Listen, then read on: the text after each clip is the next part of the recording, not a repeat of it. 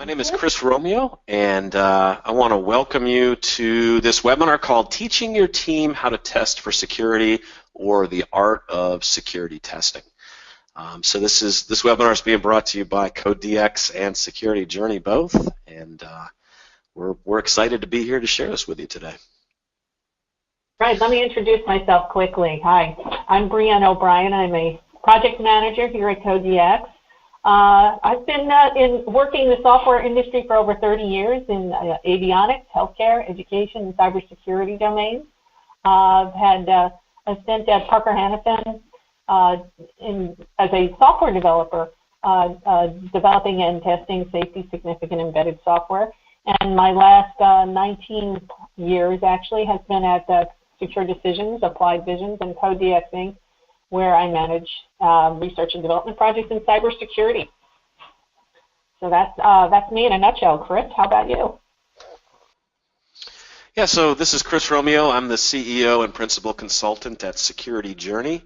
I've been in the security business for going on 20 years now, and I spent 10 of those years at Cisco Systems, where I was part of the secure development lifecycle team there. I founded Security Journey about a year ago now to bring some of the lessons that I learned at Cisco out to the rest of the industry about how do you teach people and get people fired up about security. I've had a chance to speak at lots of different conferences. I'm also the host of the Application Security Podcast, so that's another place you can go to, I guess, hear more from me about different things about the world of application security. So our agenda for today, first of all, we're going to introduce some problems and challenges that we see that impact the world of security test. And then what Brianne and I have done is we've broken down what we consider to be the 4 tenets of security test. What are the 4 foundational principles that truly go into a successful security test? That includes things like mindset and knowledge and process and tools. And then after that, we'll go ahead and share some key takeaways for things that you can do to apply the lessons that we share today. So the first thing that I like to begin conversations like this with is this idea that software is eating the world. And this is a quote from a famous Silicon Valley philosopher by the name of Marc Andreessen, who happens to be also a very wealthy Silicon Valley investor.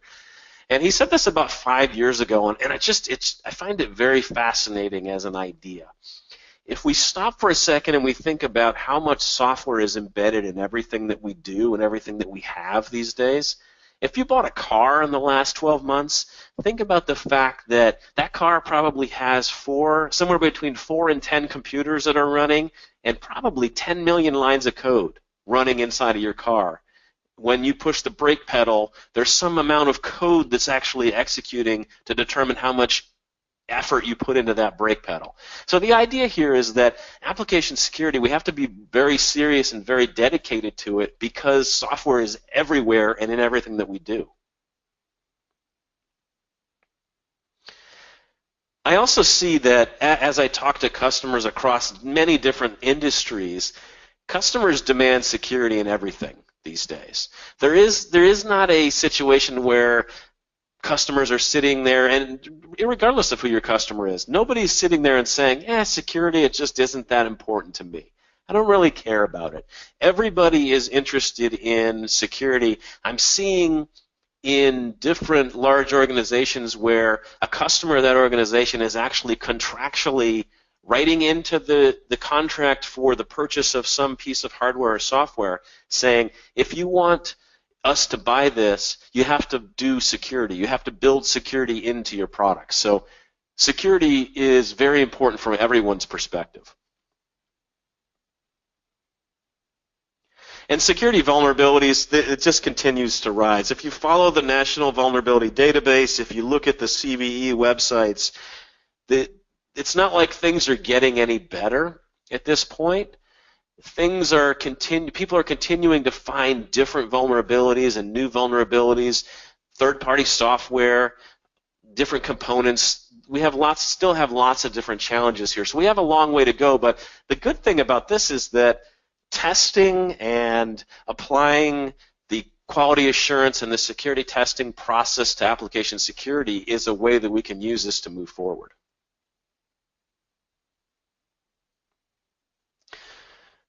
A lot of people on the call might be familiar with this. You might already know what the OWASP top 10 is, but I included here just to make sure that everybody in the world of test thoroughly has an understanding of this idea. So OWASP is the Open Web Application Security Project, and they've been around for about 20 years now, almost as long as I've been in the world of security. And what they've done, they're most famous for this top 10 list of application security vulnerability types or risks. And it goes from things like the first one, injection. You might hear something called SQL injection. It's a pretty popular type of vulnerability out there where somebody can use the SQL language to steal information out of a database. So OWASP has this nice list of the top 10 types of vulnerabilities out there. And I introduce it only to explain to you one of the things that we see as far as a problem or where people fall down on this. So Veracode in their State of Application Security provided this great chart. And so I introduced the OWASP top 10 and the idea that there's these 10 different types of vulnerabilities to show you how bad all industries are at actually dealing with these types of problems. What the research that Veracode has done here shows you, based on an initial assessment of a piece of software, these numbers is the percentage of applications that failed. 58% failed their initial risk assessment against the OWASP top 10. That was the best number out of this list, and that was financial services. If you look at the government side, 76% of the first time that they went through and tested an application against the OWASP top 10, 76% of the time government applications failed. So what this tells us, though, is that we have a need to get better at application security and application security test principles. So when we have to stop for a second and say, okay, security testing, what are the pieces that actually fit into security testing? And so I think of this in three different areas. I think of, you have functional testing that goes into your security testing process, you have vulnerability scanning, and then you have penetration testing. So functional testing, this is when you have a set of requirements and you're going to execute a test case to verify that you implemented a requirement correctly. Vulnerability scanning is when we're going to use tools to execute, and we're going to point those tools at an IP network interface, and the tool is going to determine what are all the different potential security vulnerabilities that could exist. And it's going to dump you a list of those and allow you to work and do something with them. Penetration testing is taking all of the things that you know about security, using the human mind and actively attacking a given piece of software or a product or whatever. And if you think about this, I use the illustration of a bridge. If you think about the functional testing of a bridge is where you're asking, were the plans followed? We had a blueprint. Did we follow those blueprints? Did everything come out as how we expected it to be built? On the bridge example, vulnerability scanning is if you're looking in and you're scanning, looking across, visually inspecting all the pieces of the bridge to make sure there's no weak points where something's going to break. And then the penetration testing effort is where you're going to give somebody a certain amount of time to see if they can make the bridge fall over. So that you can apply these same concepts apply directly into using these types of security testing.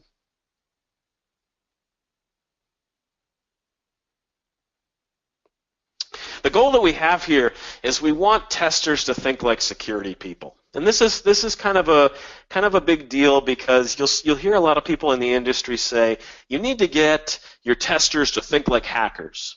And I used to think that too for a number of years, and another person in the application security community, a guy named Adam Shostak, who famously created threat modeling and a number of other things, he really challenged my thinking on this, and he said, people really don't know how to think like hackers. That's pretty hard when you ask somebody to think like a hacker. So it's more important that we get testers in your organizations that know how to think like a security person. They should know how to measure risk. They should know how to use the tools and the technology. They don't have the evil nature that the true hacker that we're thinking about that's coming after our products, coming after our web applications have. So let's focus on testers that think like security people.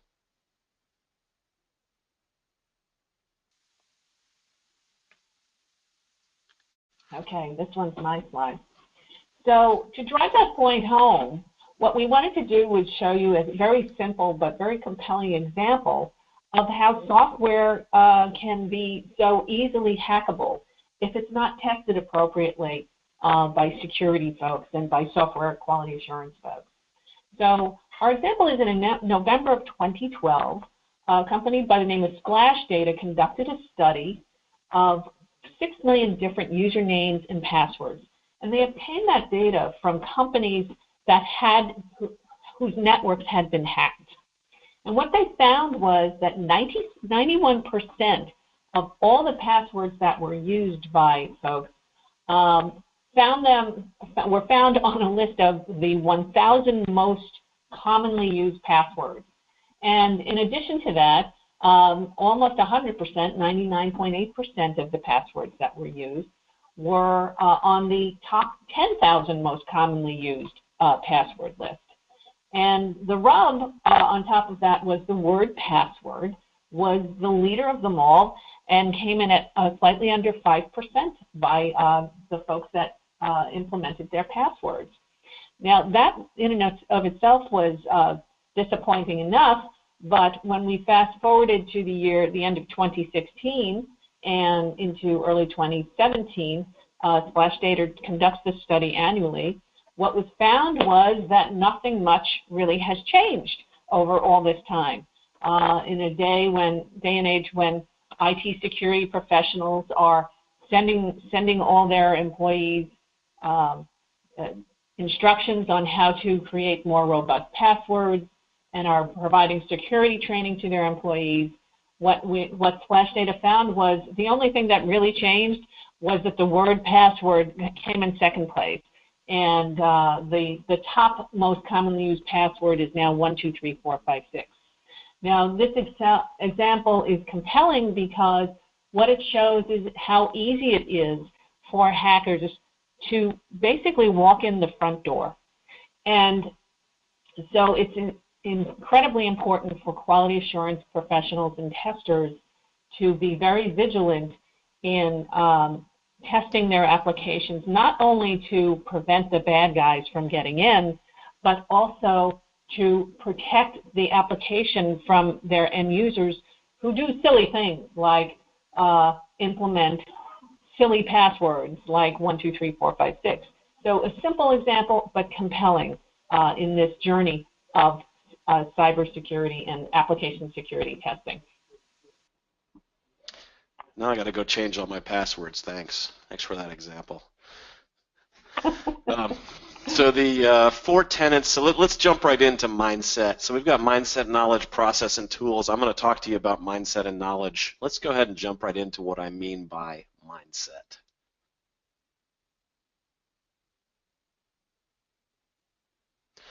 So this comes back to that thinking like a security person. The security mindset means we have to have some type of an understanding for how the attackers think. How are they going to prioritize? So when an attacker looks at a given piece of technology, if you watch the movies and you consider things according to what happens in hacker movies, you would come to the conclusion to say, oh, well, they always do the most complicated hacks, and they have lots of different components and things are happening, flashing, blinking lights, and all kinds of cool stuff. No. Real attackers, they use the least path to resistance. Okay? They are not going to create some glamorous attack if they can execute a cross-site scripting or a SQL injection attack in one line. They're not going to go make it glamorous. So you have to really get inside how they think as part of the security mindset, and that'll help you to focus your testing.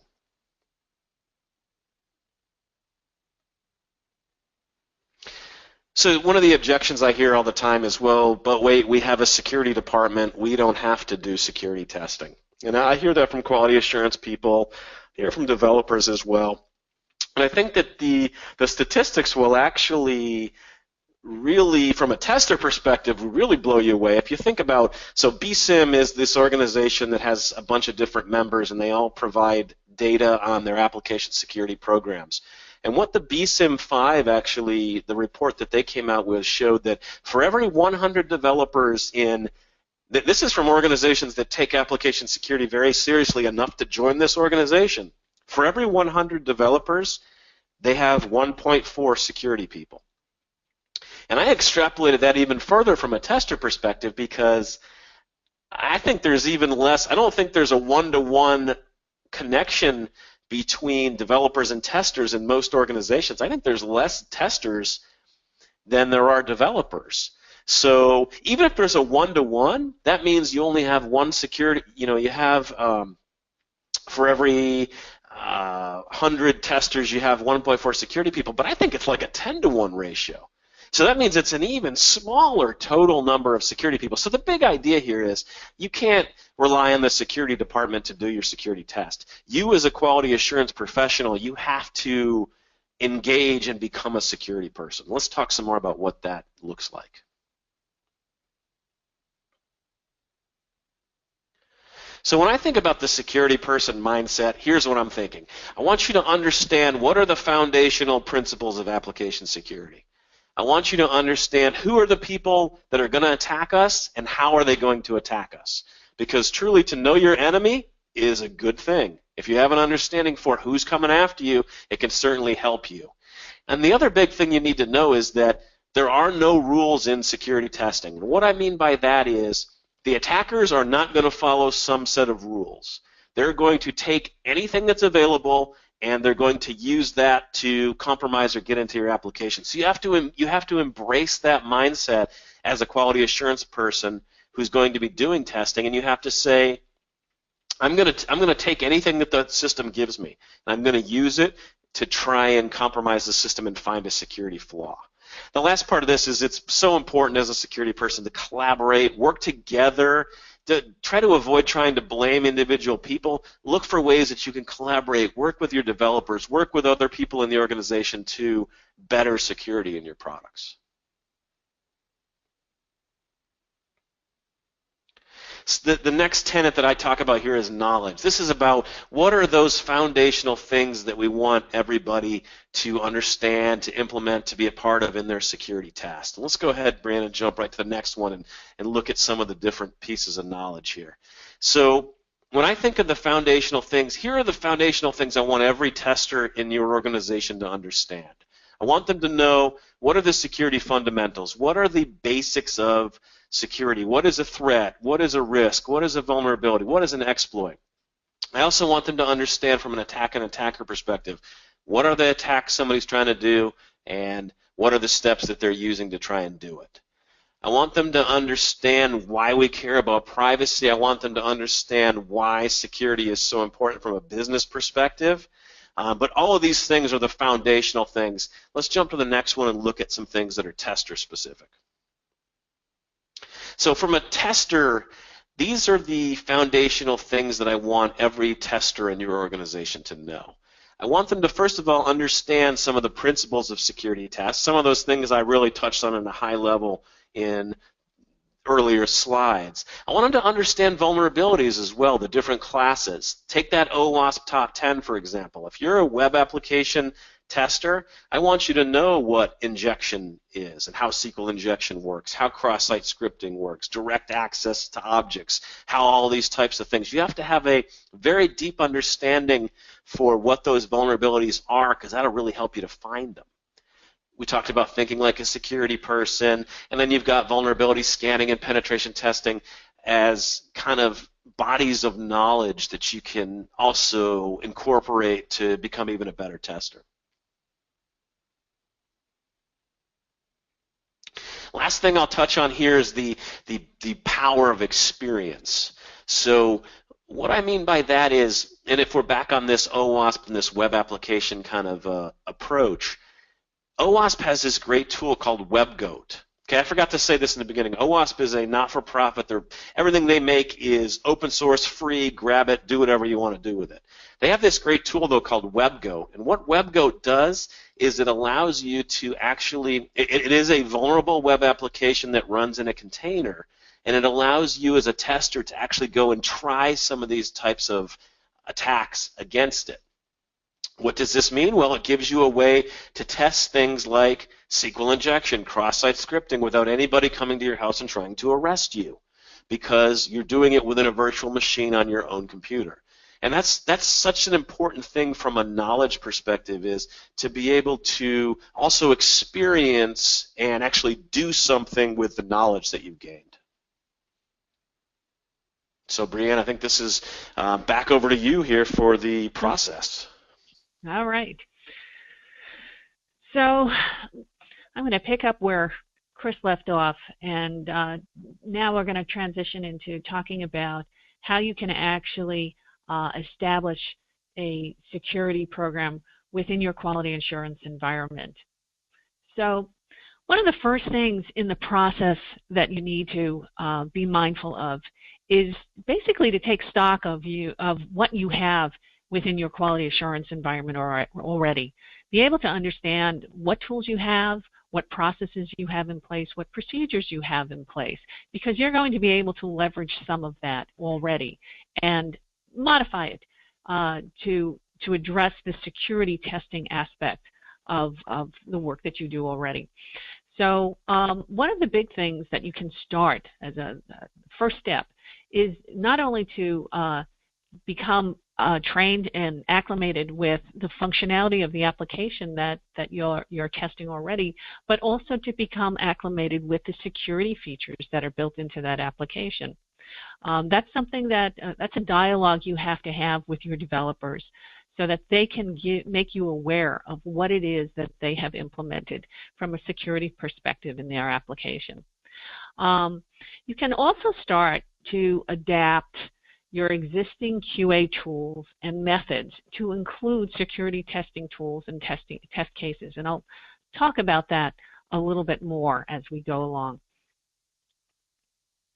A little bit further about process, one of the big things that needs to be done is to start to define application security requirements within the application that you'll be testing. Now, it's a multi-step process to do that. You don't just start defining them. You have to really take a step back and look at what your security goals are going to be for the system that you're testing. For example, one of the goals that you might want to achieve when you go and test an application is that you want to be compliant with a certain standard, whether it be a programming standard or perhaps an industry standard such as the OWASP Top 10 that Chris was talking about. That's a significant goal to achieve. Clearly it's a difficult one to achieve, as Chris had pointed out, but it's something that you have to establish within your organization so that you know the direction that you're going to be taking. Once you've established those security goals, the next thing that you really need to identify and agree upon is the policy, the security policy that your application is going to comply with. What protection mechanisms the system will have. And this speaks to what we call the CIA triad, which is confidentiality, data integrity, and data availability. And what that speaks to is you and your organization need to make decisions about what's most important with regard to protecting and using your application from a secure perspective. Is the confidentiality of your user base paramount to your organization? Is the integrity of the data that your application houses and your data stores house the most important thing? Or is the availability of your application the most important thing to you and your organization? There are some organizations that require near 100% uptime of their website, for example, and they're willing to sacrifice the perhaps data integrity in order to make that happen. These are choices that have to be made, and it's important that you make them because that will help to help you to move forward with defining security requirements. Once you have your goals in sight, once you have your security policy laid out, then you can start to define good security requirements. And those security requirements, just like functional requirements, need to be verifiable. You need to be very explicit in the types of security requirements you have. And it's important to determine what the system should and should not do. And you should be able to spell that out clearly when defining those requirements. To proceed more along the lines of process, the next step in this journey is to learn how to use the application security tools that will support your application security testing.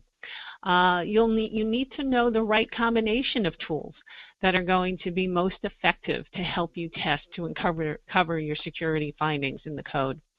You're going to need to learn how to use those tools, and then once you have determined the combination of tools that you want, it's important to identify software vulnerability management tools that are going to help you organize all the results of those tools. And we'll touch upon that a little bit more in a little while. Also paramount to moving your security testing program in the right direction is to be able to have really healthy and robust communication between your quality assurance team, your testing team, and your development team. The more you communicate the results effectively, the more easily your developers are going to be able to fix those problems, those security problems, and do it in a timely fashion. And lastly, it's really important to understand the security standards that your application and your organization wants to support. Quite often they're specific to your domain. Clearly, things like HIPAA are important to the healthcare industry, PCI DSS to financial services. DISA-STIG is something that's very important to government organizations. And OWASP 10 is something, top 10 is something that across the board, across multiple industries, is kind of domainless. It's something that is clearly important to the health and security of all web-based applications, for example. So let's start talking about tools, application security testing tools, and the things that you need to know in order for you to better choose and understand which ones are best for you and your organization. Before we go down that path, but let's talk about testing a little bit, then types of testing and how those tools apply to those various types of testing. Clearly, this is something that most organizations have done in the past, and quality assurance teams are quite adept at doing this, is manual testing. It's intensive code reviews that are often conducted on source code, some manual penetration testing. And the benefits of that is that there's very low false positives that occur, consequently. And teams, quality assurance teams, often find things that automated tools will miss. Well, unfortunately, though, this type of review and testing is very hard to scale, and it's extremely time-consuming. It's virtually impossible to review a million-line code application. So something more automated and more sophisticated is clearly needed. And that's where static application security testing tools come into play. That's SAST. All right, that is what we call an inside-out testing approach. It's white box testing. You're actually looking at the actual source code. The tools review the source code for application security flaws. This does produce a relatively high false positive rates, and the results do need to be triaged because you have many, many, many more than what a manual review will produce. But luckily, it is automated and it is scalable. The other type of testing is dynamic application security testing, DAST. This is an outside-in type of testing approach, or a black box approach. You're actually running your tools against a running application and not looking at the actual code. It has the ability to detect the attack surface, and it is something that is often tested after the development or later in the developmental life cycle. And luckily, that is also automated and scalable. But lastly, we have what we call hybrid application security testing, which is HAST. And what that is it correlates, this type of testing correlates the results of the SAST tools, the static application testing, and the DAST tools. And what that allows you to do is to identify the exploitable weaknesses in your code and actually identify the attack surface of the code. While your static application security testing might identify weaknesses across many different areas of your code, not all of them are exploitable.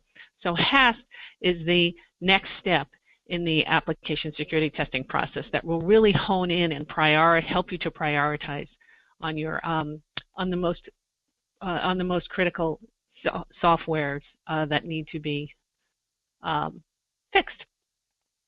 So in choosing application security testing tools and a solution, there's no single solution that works necessarily. Different application security testing tools identify different problems. They're good at identifying certain types of security flaws, and other tools are good at identifying other types of security flaws. So that being the case, what we have found is that no single tool is going to identify all the problems. And the recommendation from organizations like NSA's Center for Assured Software and NIST is to use more than one tool. On average, one static application security testing tool will only detect about 14% of all weaknesses. So the recommendation is to use more than one. You will encounter overlaps where two tools will identify the same problem, but in more times than not, they are independently finding different problems within the application. Now, what you should know about application security testing tools before you take the dive into really reviewing the ones and evaluating the tools that you want to have in your application security tool chest is that, for one thing, commercial tools are very, very expensive. So in planning for implementing an application security testing program, you have to give consideration to a nice budget, or you have to start to set aside line items in your budget to make that happen for you and your organization. Open source tools, while they're free, they may be outdated. They may not necessarily be updated on a regular basis. And they may be difficult to use sometimes as well. Each tool that you install, guaranteed it will install differently, it will work differently, it is configured differently, and it has different objectives, which I will touch on in a second. Different user interfaces, different reporting. And this can cause some problems on down the line when you're using multiple tools.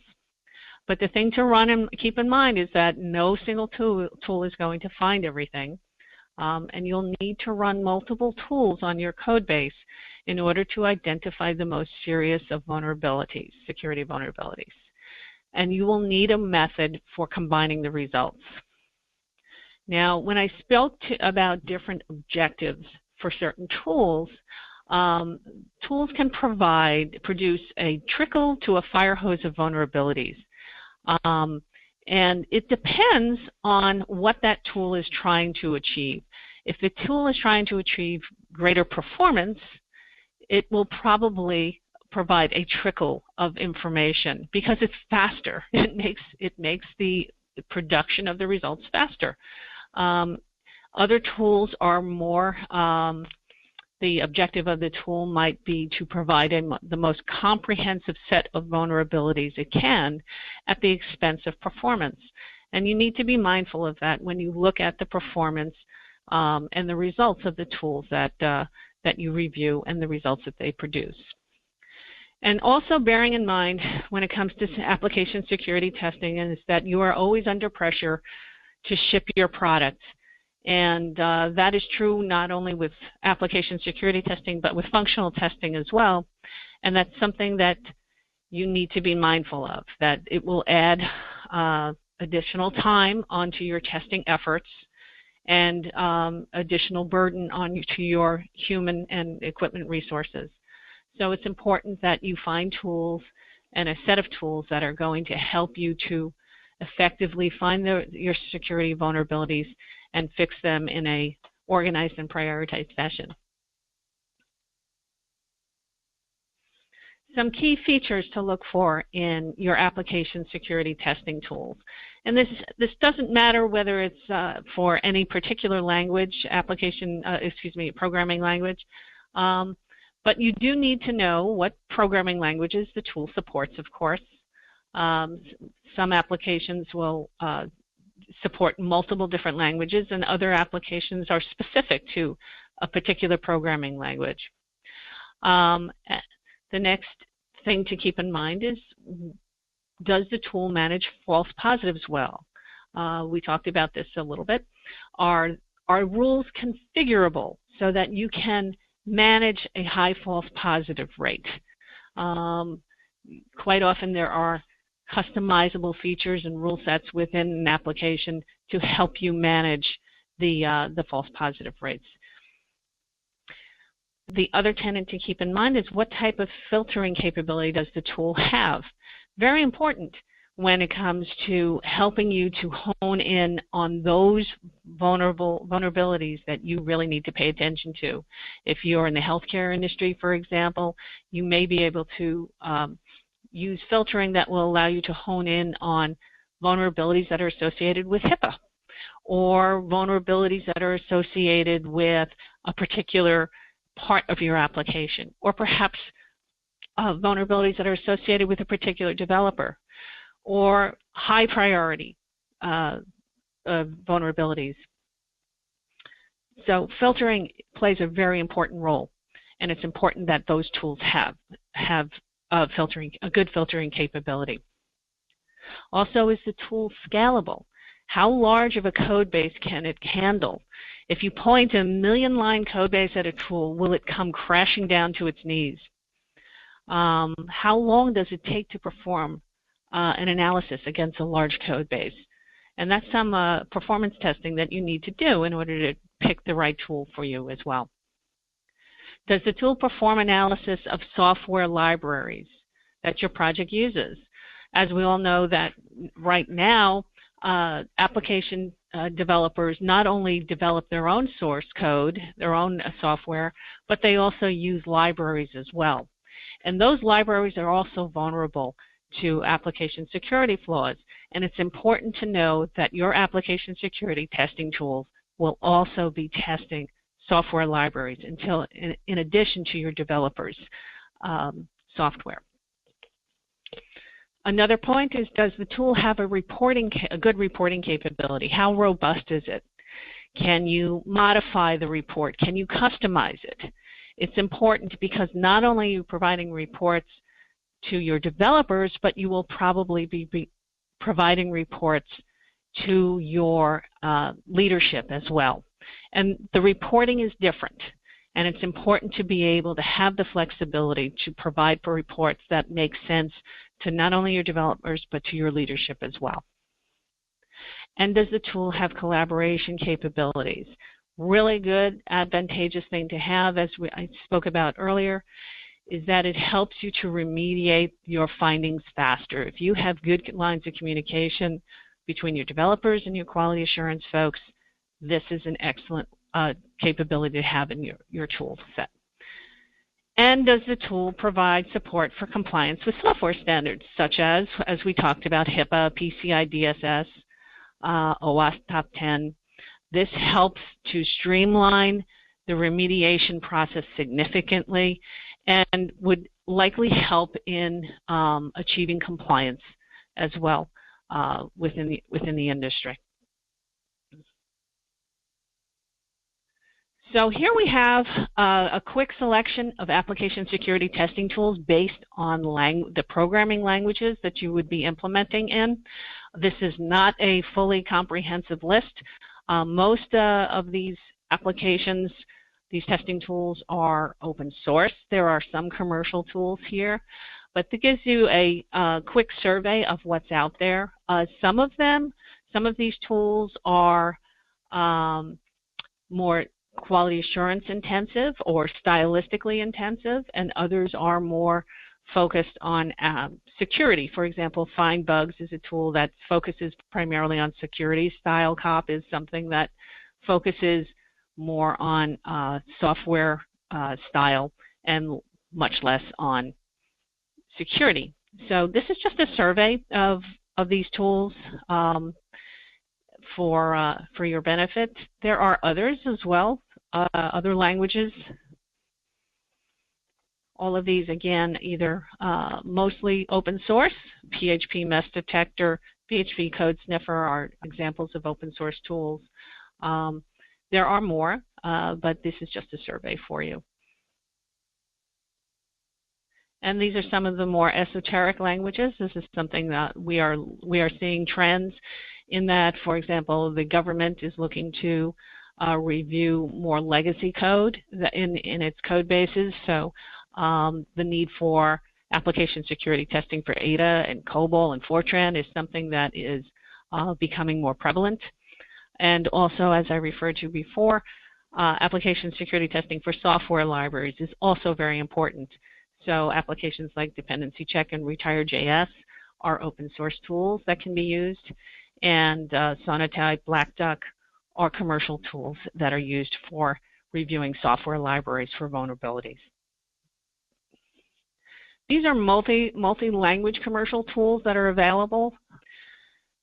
Some of them also support dynamic application security testing, but these, just about any language that you throw at these particular applications, they will be able to support. So good to keep in mind when you are shopping around for tools that will cover multiple languages, especially if you develop in multiple languages within your environment. So now you have application security testing tools, and you have run those application security testing tools against your code bases, and you have multiple different results. You have results that are in different formats. You have reports that are in different formats, and this consolidating them into one format that is usable by a developer becomes critical. This is a time-consuming process when you have multiple results from multiple tools.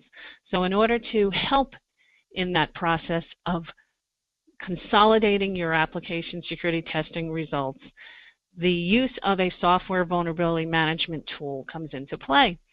And it's important that there are certain things that you need to know before you go down that path of looking for a software vulnerability management tool. Some of the key things that you need to know and need to consider when you're looking at tools like this is the tool able to ingest the output of multiple application security testing tool results, both commercial and open source. Right? Does the tool consolidate and deduplicate findings found by your manual reviews as well as the multiple tools that provide results? Is the tool able to manage and process findings through filtering? Is it able to prioritize? Is it able to track and remediate those vulnerabilities? The organization of those findings and the prioritization of them is critical. So that's something to keep in mind, again, when you're looking at these management tools. Can it consolidate those findings into something that a developer can review and a quality assurance person can review and make sense of? Another point to bear in mind is, does the tool generate a unified report? Can it generate results in a nice, unified, organized way from all the results of the tools that you're using and put it into a report that is presentable. And does it have collaboration capabilities just like the tools that we talked about earlier might have as well? This is key and important for quality assurance engineers and developers to use this feature and capability to expedite the remediation of those security findings. The other thing to ask the question is, with these software vulnerability management tools, is where is your software maintained? When you submit your software to these tools, is your software maintained on your own network? Is it in the cloud? Some folks, some organizations have very strict rules about where their software is going to reside when it goes through this type of testing process, and it's important to ask that question when evaluating the software vulnerability management tools that you might be using. And does the tool also integrate well into the software development lifecycle?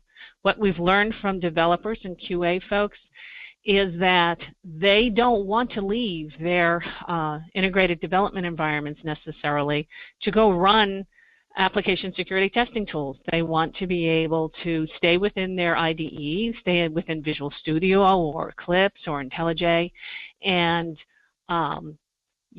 tap into the security testing tools from within their environments. So that's just one example of how it could integrate into the SDLC better, and it's important to know if it has that capability to work and play well with other tools that are used throughout the software development process. So in reviewing software vulnerability management tools quickly and comparing them, there are several out there in the marketplace that you might want to give consideration to also. This is not a complete list, but there are tools such as Code Climate that are out there. That's a tool that's used within quality assurance circles already. It also has added in functionality for static analysis and has support for a lot of language variants such as CoffeeScript and JSX. CodeDX is a tool, a software vulnerability management tool that supports static, dynamic, manual analysis and will provide hybrid analysis this coming spring. It provides correlation, and it provides security and quality type of analysis as well. It does very well with regard to the bundling and running of open source static analysis tools, and provides a lot of support for the software development lifecycle integration. NetSpy focuses on dynamic analysis. It also helps in manual code review and provides correlation and security results. SonarQube is something that should be familiar to folks in the quality assurance circles, and in not only providing functional and quality assurance assessments, but it also now provides some static analysis and some correlation. So this is an example of a tool that might be in your tool, that might exist in your tool chest already, that you may be able to tap into in the beginning stages of your application security testing efforts. It also provides support for some of the more esoteric languages such as COBOL and Pascal. Threadfix Enterprise provides support for static, dynamic, manual, and hybrid analysis. It's very good for integration with IntelliJ and includes several dynamic application security testing tools, and support for a lot of bug trackers such as Bugzilla and TFS.